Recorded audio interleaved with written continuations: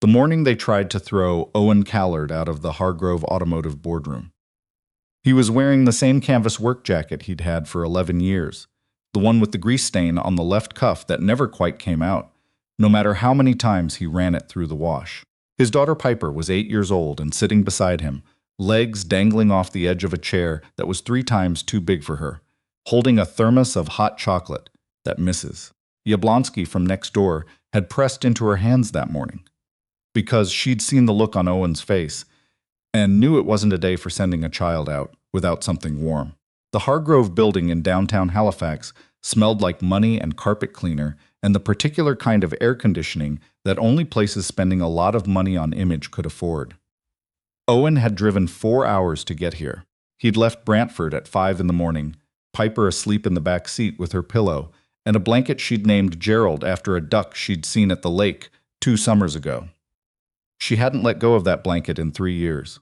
She was clutching it now, tucked into the crook of her elbow, watching everything with the quiet attention of a child who had learned early that the world was serious business.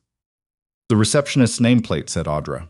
She had the kind of smile that had been professionally calibrated to communicate warmth without actually feeling any. "I need to see Catherine Hargrove," Owen said. Audra's eyes did the scan, the jacket, the jeans, the little girl with the blanket and the thermos. Back to the jacket. "Do you have an appointment?" "No, but what I have is more important than an appointment. Miss Hargrove doesn't accept walk-ins, especially not during a board week." Owen set a folder on the counter. It was thick, edges worn from being carried in a truck cab for 2 days. "This is about the Lakeshore plant, the sale she's about to sign off on." Something flickered behind Audra's eyes. "Not much, just enough. Sir, I'm going to need you to. Tell her Owen Callard is here. Former senior engineer, Hargrove Automotive, Brantford Division. Tell her I have the original structural assessments from 2019 that her acquisition team never saw." Owen kept his voice even. He'd practiced this in the truck, windows fogged from the cold, Piper still asleep behind him. He'd run through every version of this conversation a dozen times. "Tell her if she signs those papers without talking to me first, she's going to spend the next 5 years in litigation." Audra picked up her phone. She wasn't calling Catherine Hargrove. 2 men in dark blazers came through a side door that Owen hadn't noticed. They moved the way security men always moved, not aggressive yet, but ready to be. "Mr. Callard." The taller one had a flat voice to match a flat expression. "We're going to need you to come with us. I'm not causing any trouble. You're interrupting a board session. I'm trying to prevent a catastrophic mistake." The shorter one positioned himself near Piper's chair, not touching her, just close enough. Piper looked up at him, then at her father. Her hand tightened around Gerald. "Daddy, it's okay, sweetheart." Owen crouched down to her level, one hand on the armrest beside her. "Just sit still for a minute." "Sir," the flat-voiced one again. "The building's legal team has been notified. If you don't leave voluntarily, we'll have to call Halifax Regional Police." Owen looked at the folder on the counter, looked at Audra, who had stopped pretending to type and was watching with the fixed expression of someone who didn't want to be a witness to whatever came next. "There's a flaw in the Lakeshore facility that Hargrove's own engineering team flagged in 2019, Owen said, loudly enough that it carried. "It was buried in a supplementary report that never made it to the acquisition review. The buyer knows it's there. Catherine Hargrove doesn't. When she signs that sale agreement, she's signing away liability for a structural defect that could cost this company $40 million in remediation and another 100 in lawsuits." Silence. The flat-voiced man's jaw tightened. "Sir, call the police if you want." Owen straightened up. "But the moment those papers get signed, this becomes a different kind of conversation." They called the police. It took 11 minutes for 2 officers to arrive. Owen counted them. Piper had finished her hot chocolate by then and was sitting very still, watching the door, doing the thing she did when she was scared but trying not to show it, which was to go completely quiet and breathe through her nose in the slow, deliberate way she'd taught herself after her mother died. She'd been 5 when Carol passed. Pancreatic cancer, fast and merciless. Owen had taken 3 months off from Hargrove and hadn't gone back. The garage in Brantford had been Carol's idea originally, something she'd suggested when they were still young and optimistic and full of plans. After she was gone, he'd built it anyway, not because he needed the money, but because he needed somewhere to put his hands and his grief and the terrible bottomless energy of a person who had lost the thing that made sense of everything else. He'd named the garage after her, Carol's Automotive, small white letters above a blue door. He thought about that door now, as the officers came through the lobby, as Audra pointed in his direction, with the particular relief of someone who had passed a problem to someone else. The younger officer went straight to Piper. "Hey there," he said, in the careful voice people used with children in difficult situations. "What's your name?" "Piper." "That's a nice name. Are you okay?" Piper looked at Owen. Owen gave her a small nod. "I'm fine," she said. "My dad didn't do anything wrong." The older officer, gray at the temples, the kind of tired that came from too many long shifts, was reading the situation with the practiced economy of someone who'd seen every variation of it. His eyes went from the folder on the counter to Owen's jacket to the little girl with the blanket. "Sir, what's going on here? I came to give documents to Catherine Hargrove before she signs a sale agreement this morning. Her staff wouldn't let me through." "Do you have business with this company?" "I used to. I was their senior mechanical engineer for 14 years. And now? Now I run a garage in Brantford." Owen held out the folder. "But I spent the last 6 weeks going through every engineering record from the Lakeshore facility after I found out it was being sold. There's a foundation drainage problem that was documented in 2019. It was listed as a supplementary note in a report that got filed under an incorrect reference number. Nobody in the acquisition process found it because they were looking in the wrong place."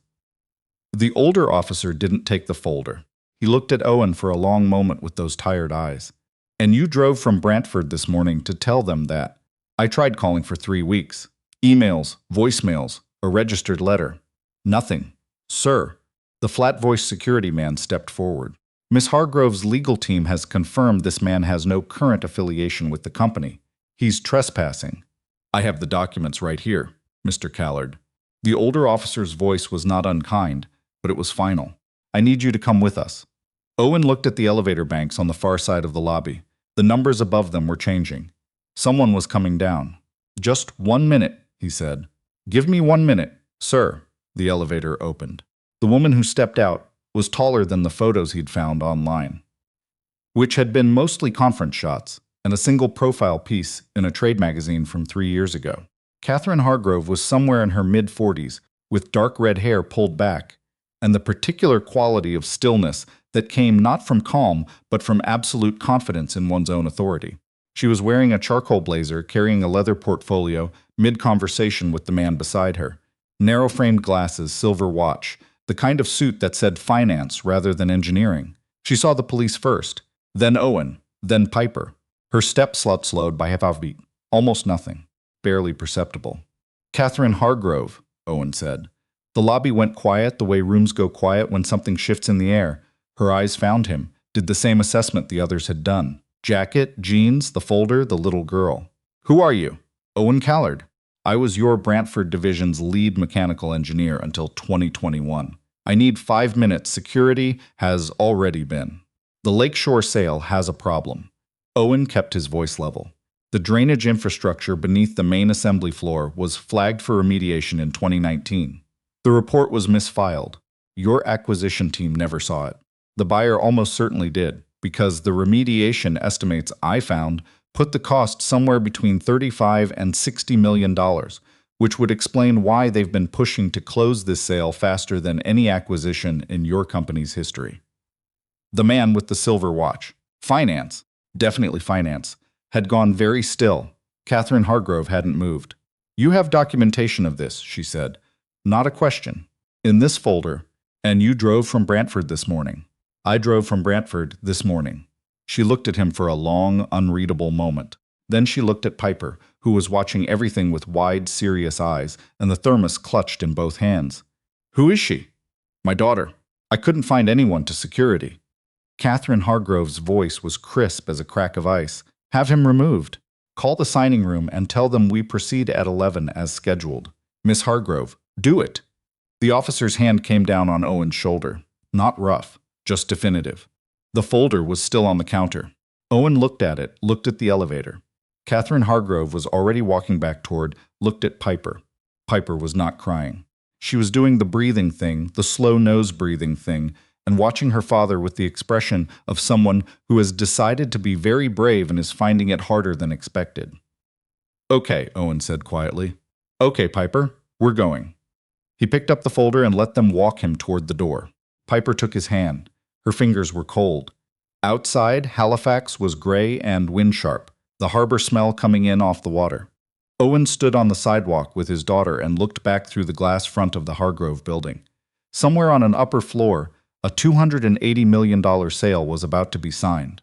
Somewhere in a misfiled engineering report from 2019, a problem sat waiting like a stone in a shoe, invisible until it made everything unbearable. He hadn't failed, not yet, but it felt a lot like it. "Daddy," Piper said. "Yeah, your folder's still on the counter inside." He looked. She was right. In the rush of being walked out, he'd put it down and not picked it back up. He turned to go back in. The flat-voiced security man was already standing at the door. "Sir, I'll have to ask you to stay on the sidewalk." Owen stood there. The wind off the harbor was cold enough to sting. Piper pressed against his side. His phone rang. "Unknown number. Halifax area code," he answered. "Mr. Callard." A woman's voice, older, precise. The kind of voice that had been trained on specificity and hadn't found a reason to change. "My name is Rosamund Fitch. I'm a partner at Fitch and Alderman Litigation. I'm calling from the 14th floor of your current building." Owen looked up. The building was glass on 3 sides. He couldn't see anyone looking down. "How do you know I'm here?" he asked.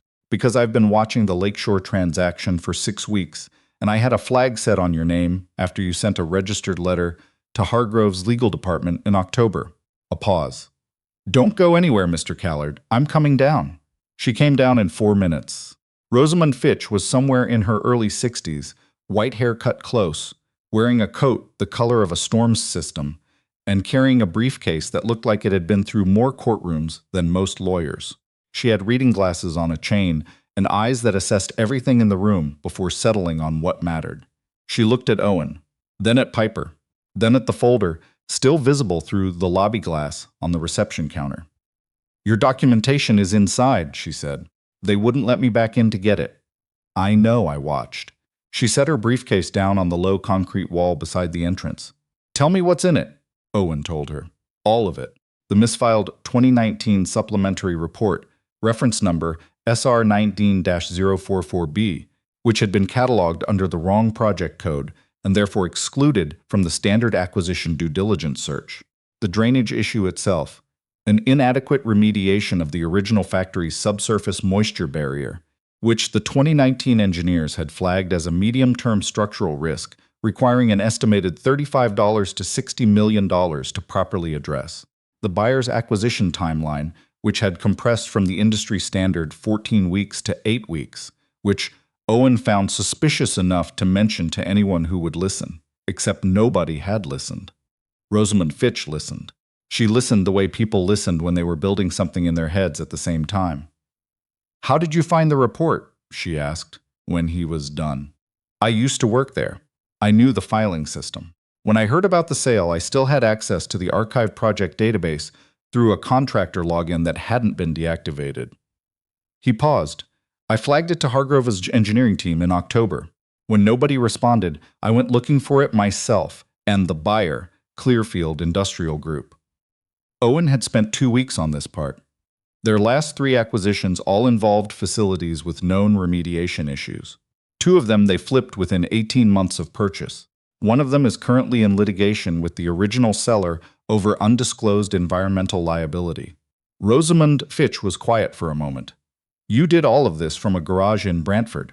I'm an engineer. I know how to read documents. Most people would have given up after the first unanswered email." Owen looked at Piper, who had sat down on the concrete wall and was reorganizing the contents of her jacket pocket with the focused industry of a child who is pretending not to eavesdrop. "I couldn't give up," he said. "There are 400 people working at that plant. Most of them have been there longer than I was. If this sale goes through with this defect hidden and Clearfield flips the property in 18 months, those 400 people lose their jobs, and Hargrove ends up on the wrong side of a 9-figure lawsuit." He looked back at Rosamund. Someone had to say something. Rosamund picked up her briefcase. "We're going back in," she said.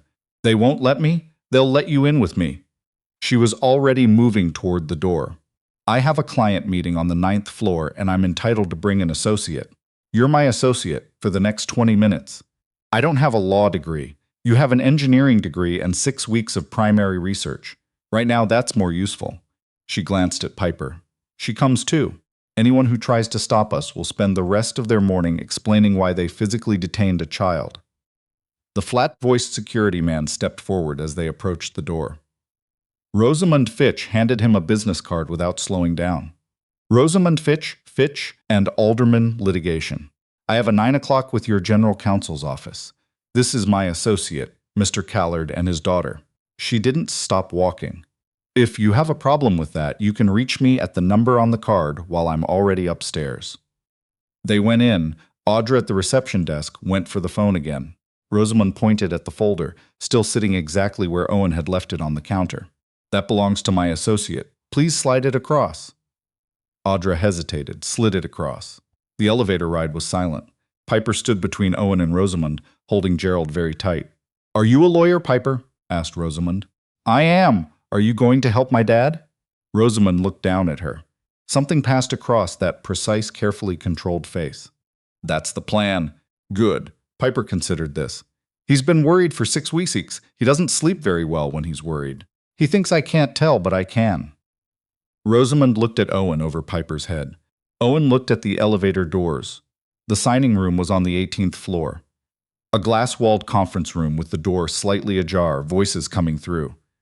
Owen could see Catherine Hargrove at the head of the table. The man with the silver watch, finance, on her right. 3 other people he didn't recognize, 2 of them with the careful, expensive energy of outside counsel. And at the far end, 2 men he'd never seen before. One of them had the easy, settled posture of someone who knew the outcome before the meeting started, Clearfield Industrial Group. Rosamund didn't knock. She opened the door and walked in. The room responded the way the lobby had, a sudden pause, a collective inhalation. This is a closed session, Catherine Hargrove said. Her voice was level, but her eyes had gone cold the moment she saw Owen behind Rosamund. Miss Hargrove. Rosamund set her briefcase on the nearest available surface. I apologize for the interruption. My name is Rosamund Fitch.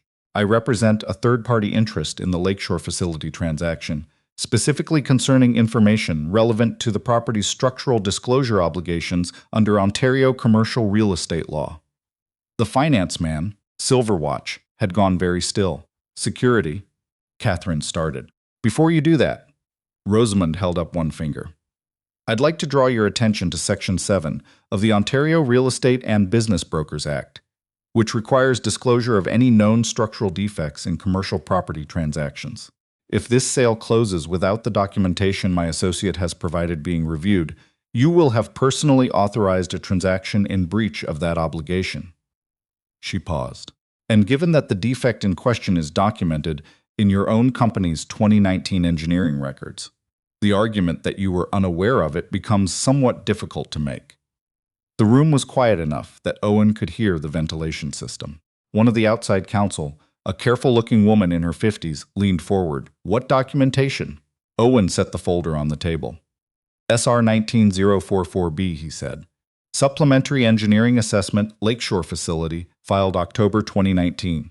Subsurface Drainage Remediation, Eastern Foundation Quadrant, Main Assembly Building. Estimated remediation cost, $35 to $60 million, classified as medium-term structural risk.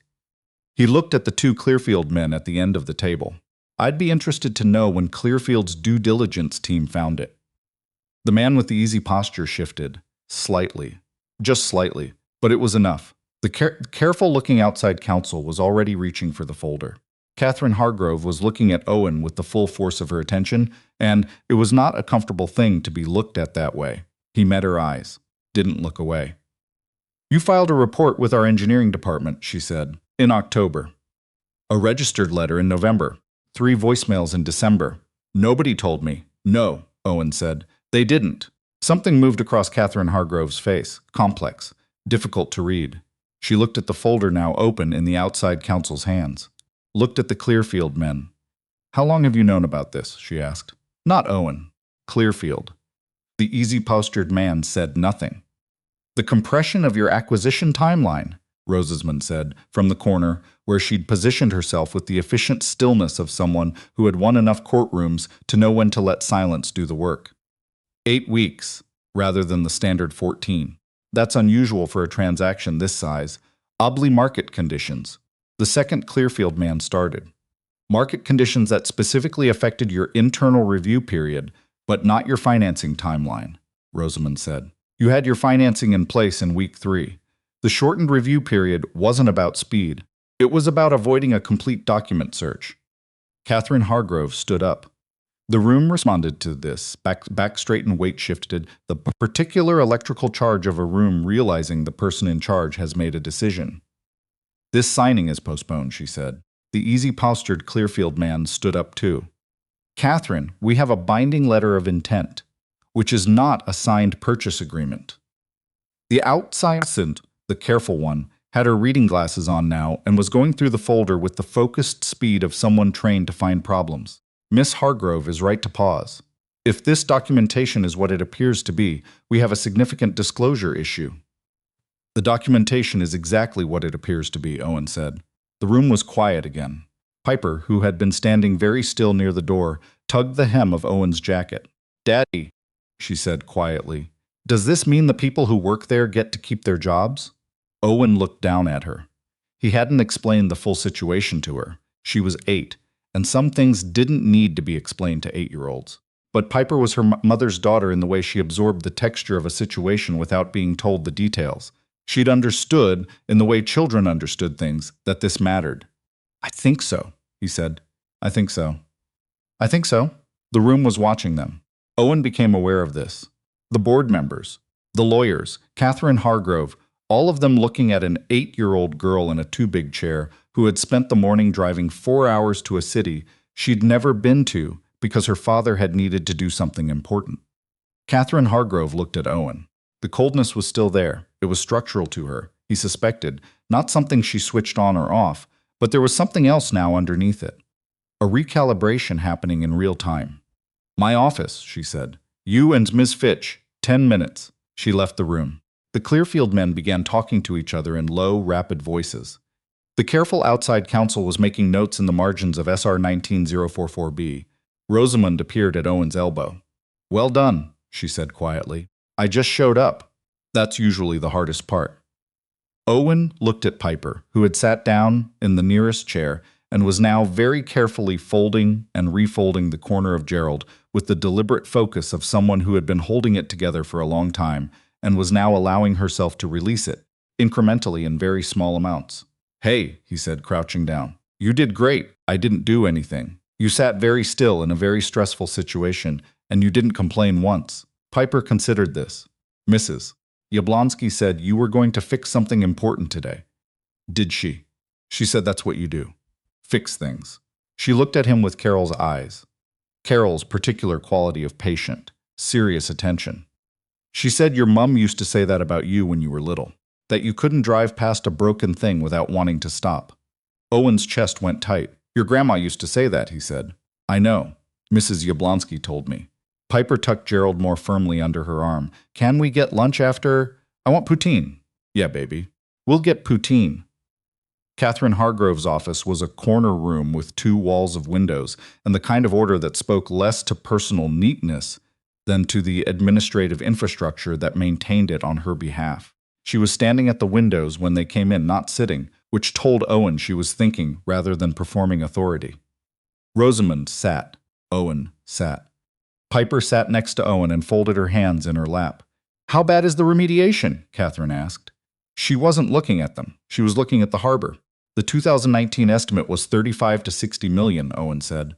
That's 2019 pricing. Current costs would be higher. I'd estimate 50 to 80, possibly more depending on what a full modern assessment finds. And Clearfield knew, I believe so. The specificity of their timeline and their offer price, which is 15% below our independent valuation, is consistent with a buyer who has priced in a known remediation cost. Catherine turned from the window. She looked at Rosamond. What's my exposure if I'd signed this morning? Rosamond answered carefully and completely. Disclosure obligations under Ontario law.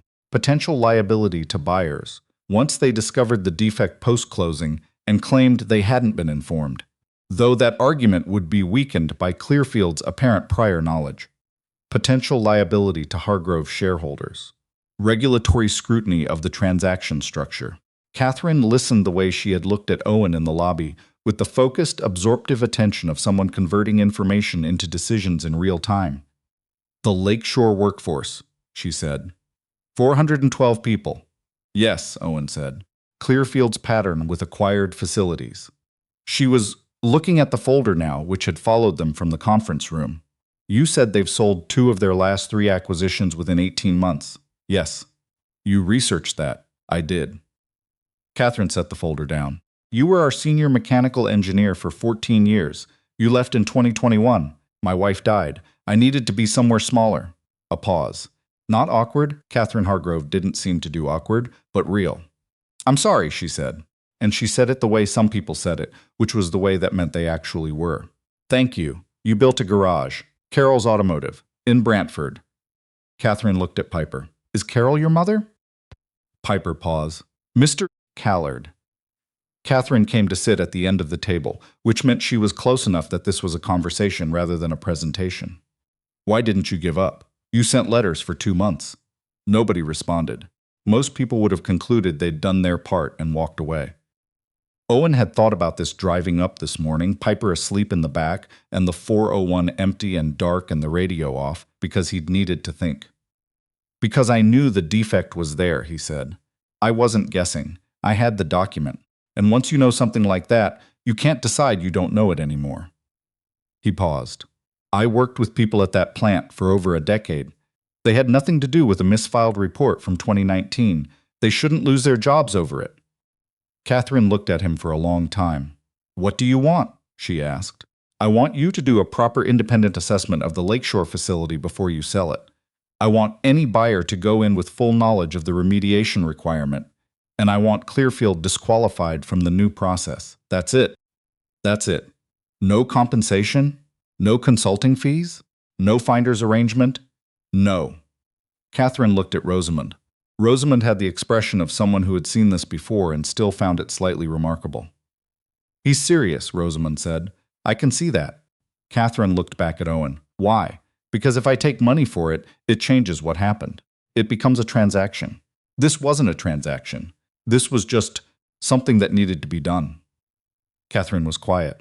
Outside the windows, the harbor was silver and cold under the November sky.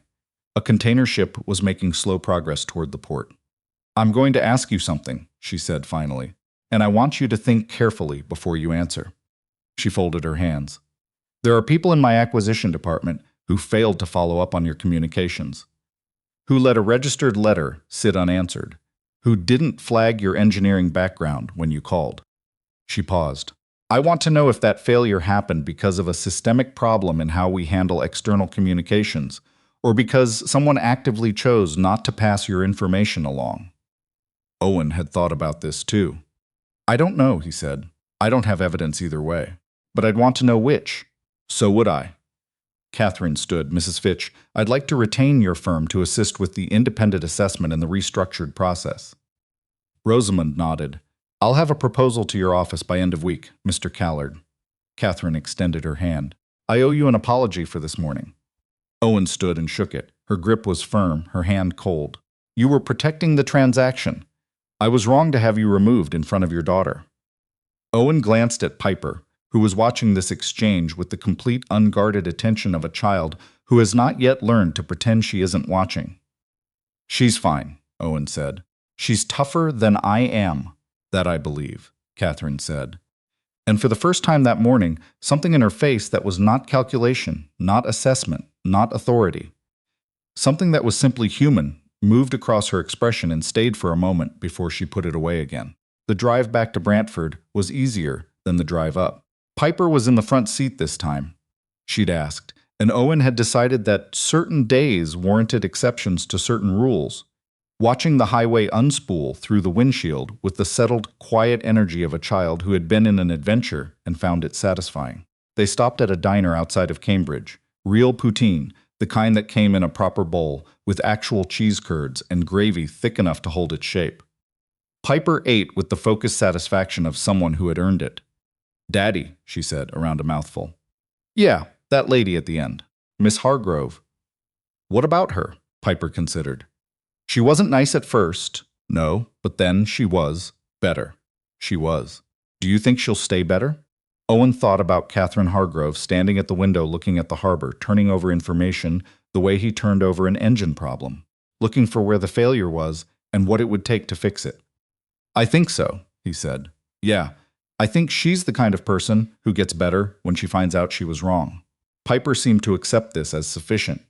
She went back to her poutine.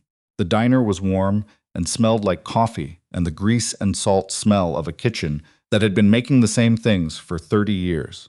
Owen wrapped his hands around his coffee mug and thought about 412 people going to work on a Monday who didn't know that this morning had changed things for them, that a misfiled report from 2019 was going to get a proper reading now, that someone had driven 4 hours in the dark to say something that needed to be said.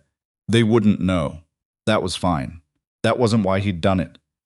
Rosamond called as they were pulling back onto the 401. Clearfield has withdrawn from the process voluntarily, she said. Their lawyers called Catherine's office 20 minutes ago. I suspect they'd rather exit quietly than have their due diligence methodology scrutinized. Can they be held liable for what they knew? That's a more complicated question. We'll have to see what the full document review turns up. A pause. Catherine's compliance team is reviewing the internal communications chain. She suspects someone made a decision not to escalate your reports. Do you know who? Not yet, but Catherine does not appear to be the kind of person who lets that kind of question remain unanswered. No, Owen thought. She didn't seem like that kind of person at all. There's one more thing, Rosamond said. Catherine asked me to pass something along. A brief pause, the kind that people took when they were about to say something they found slightly unusual. She said the Lakeshore facility needs a qualified independent assessor for the remediation review. Someone with direct knowledge of the site's engineering history and current construction standards. She said the role would be significant, probably 6 months, possibly longer, and that it would require someone who could be trusted to give an honest assessment rather than a convenient one. Owen was quiet. She's offering me a contract. She's offering you a contract. Outside the windshield, the highway was flat and gray and familiar. Home was an hour south. The garage would be locked up, the sign in the window saying back tomorrow, the way it always looked when Owen took Piper somewhere and Mrs. Yablonsky collected the spare key. Tell her I'll think about it, he said. She expected that answer. She said to take your time. He hung up. Piper had fallen asleep with her forehead against the window, Gerald tucked under her chin, breathing slow and even, the way she breathed when she felt safe. He thought about the garage, the blue door with Carol's name on it, the particular smell of engine oil and cold metal in the morning before the heaters kicked in, the satisfaction of diagnosing a problem by ear, by instinct, by the accumulated knowledge of 1,000 previous problems solved. He thought about 412 people. He thought about Carol, who had always said he couldn't drive past a broken thing without wanting to stop, he thought. She wasn't wrong. 3 weeks later, Owen drove back to Halifax. Piper stayed with Mrs. Yablonsky, who had a new puzzle waiting and had promised to teach her to make her mother's butter tarts, which was the kind of gift you couldn't buy. He carried a proper briefcase this time, borrowed from Rosamond's office because he didn't own one, and wore the jacket that didn't have a grease stain on the cuff. Catherine Hargrove met him in the lobby, not from the elevator. She was already there when he came through the door, as if she had been watching for him. Mr. Callard, she said. Miss Hargrove. She looked at him for a moment. The lobby was the same marble and glass and calibrated cold air, but it looked different from this side of it. Or maybe he did. I had our compliance review completed, she said. You were right about the communications chain. Someone made a decision not to escalate your report in October. That person no longer works here. I'm sorry to hear that. I'm not. Her voice was dry. What I am sorry for is the system that made it possible. That's what I'm trying to fix. She studied him. Is that why you wanted to know? Whether it was systemic or individual. I needed to know if coming back here made sense. And, Owen looked around the lobby. At Audra at the reception desk, who had the decency to look slightly embarrassed. At the elevator banks, polished and waiting. At the harbor visible through the far windows, gray-blue and vast. Yeah, he said. It makes sense. They walked to the elevator together. Catherine pressed the button for 18. There's one condition, Owen said. She looked at him. The final assessment report gets filed with the appropriate regulatory body, not just Hargrove's internal records, officially, so it can't get misfiled. Catherine Hargrove looked at him with that full, focused attention that he was coming to understand was the way she gave people her respect when she decided they'd earned it. Agreed, she said. The elevator opened. They stepped in together. Somewhere in Brantford, Piper was learning to make butter tarts. Somewhere in the Lakeshore plant, 412 people were going about their ordinary Tuesday without knowing that anything had changed, that a man in a work jacket had driven through the dark and refused to let a misfiled document stay misfiled, that the ordinary machinery of the world had ground along in its imperfect way and, this time, had not chewed up what was good. Owen thought about the garage. He'd go back to it. That wasn't a question. Carol's name on that blue door meant something, and he wasn't finished with what it meant. But the work here was real work, the kind that used everything he knew, and 412 people were reason enough to stay until it was done. The elevator doors closed. The city fell away below them. Owen watched the numbers climb and thought, some things don't need a grand reason. Sometimes a document is misfiled, and you know how to find it, and that's all the reason there is. He'd found it. That was enough.